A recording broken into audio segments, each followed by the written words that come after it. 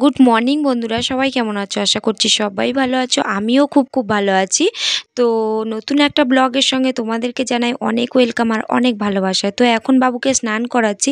এখন বাজে 9টা, সাড়ে 9টা সামথিং। তো চলো বাবুকে স্নানটা করিয়ে নেওয়া যাক। আর ও না জল নিয়ে খেলতে ভীষণ ভালোবাসে। আর এখন যা গরম পড়েছে, তো মা ওকে নিয়ে একটু বেলুন টেলুন নিয়ে আর কি ওর সঙ্গে একটু মজা করছিল, আর আমি এদিকে ক্যামেরা বন্দি করছি। তো যাই হোক, চলো এদিকে রান্নাঘরে চলে এসেছি, রান্নার বান্না একটু করে নিই। এদিকে মাছটা একটু লবণ হলুদ দিয়ে মাখিয়ে নিই। আর আজকে পুরো সিম্পল ঝোল হবে, কারণ যা গরম পড়েছে না। তো রান্না বান্না করে নেওয়া যাক। আর বাবু যা দুষ্টুমি করে না, দুপুর হতে দেয় না, মানে সারাক্ষণ দুষ্টুমি আর দুষ্টুমি। তো চলো আমার কড়াটা বসিয়ে দিয়ে, দেখো বলতে বলতে কড়া বসিয়ে দিয়েছি, তেলও গরম হয়ে গেছে। চলো মাছটাকে ছেড়ে দিই।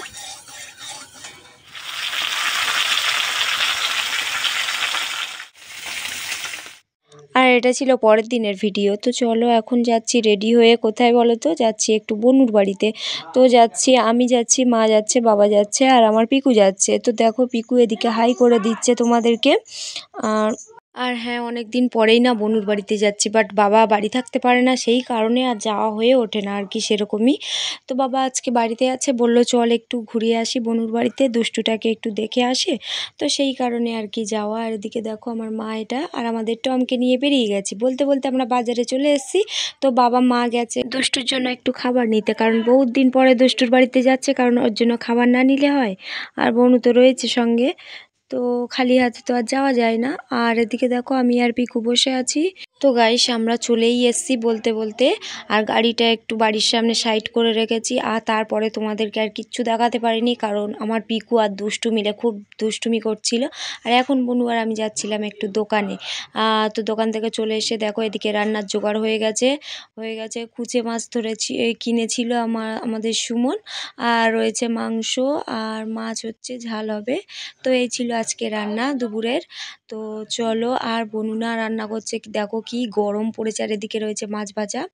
তো ঘেমে তো একেবারে পুরো, বনু তো এদিকে পুরো ঘেমে নিয়ে স্নান হয়ে বসে আছে। বাট কি আর হবে, রান্না করে তো খেতেই হবে। তো বনু বলছে না আজকে গ্যাসে করবো না, এতগুলো রান্না না অনেকটাই দেরি হবে, ওই কারণে আর কি উনুনে বসানো, নইলে ও গ্যাসেই করে নেয়। তো চলো রান্না বান্না করে নিই। আর আমি এদিকে বলছি দেখো আমি কি, আমার অবস্থাটা দেখো, পুরো স্নান হয়ে বসে আছি। আর এদিকে মাংস কষানো হচ্ছে, অনেক দিন বনুর হাতে রান্না খাইনি, এই আর কি বনুর সঙ্গে কথা হচ্ছিল যে অনেক দিন পরে আমি তোর হাতে মাংস খাবো। তো সব কিছু রেডি হয়ে গেছে, দেখো এদিকে আমরা ভাত খাওয়ার পালা চলে এসছে, ভাত খেয়ে নেব এক্ষুনি।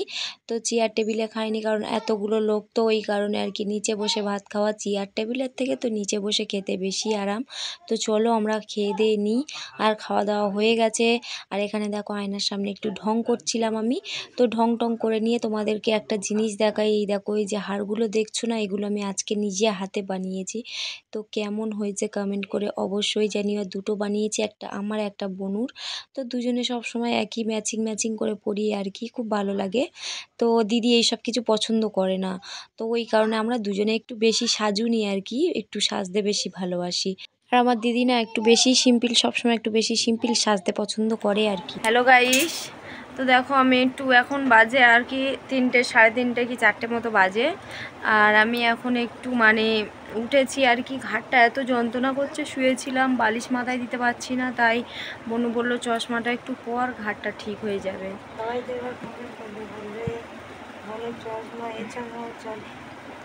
বনুর চশমাটা সত্যি তোমরা খারাপ কমেন্ট করো না, কারণ কি বলো তো, ও চশমাটা আমি আর কি মানে পরে দেখেছি যে পরলে একটু কাজে হয় আর কি, ওই কারণে আর কি পরেছি। আর এই যে দেখো এই শুয়ে আছে, আরে দুষ্টু তাকাও দেখি এদিকে, এই যে দুষ্টু সোনা। আর আমার পিকু ওদিকে ঘুমাচ্ছে, আর এদিকে তো মা বসে আছে।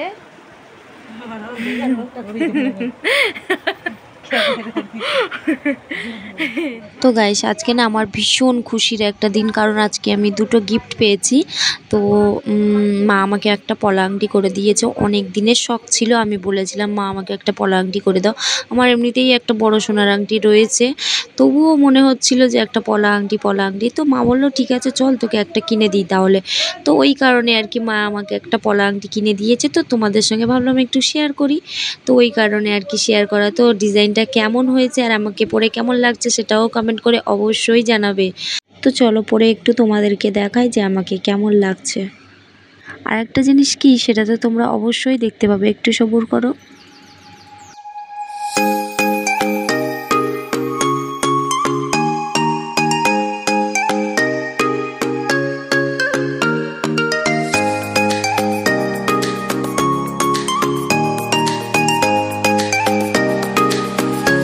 জিনিস শেয়ার করবো।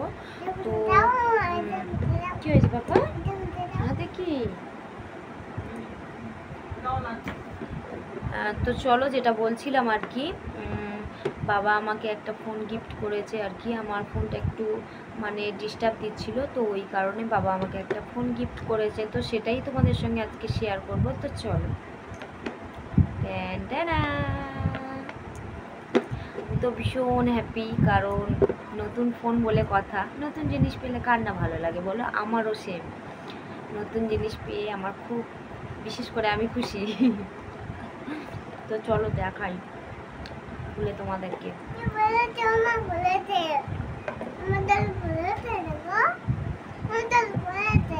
হ্যাঁ হ্যাঁ, জল পড়েছে, দাঁড়াও।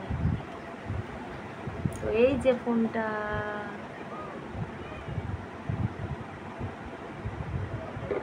পুরো কাঁচের মতো চকচক করছে। দেখো আমি যে ফোনে ক্যামেরা করছি, দেখো সেই ফোনটাও দেখা যাচ্ছে।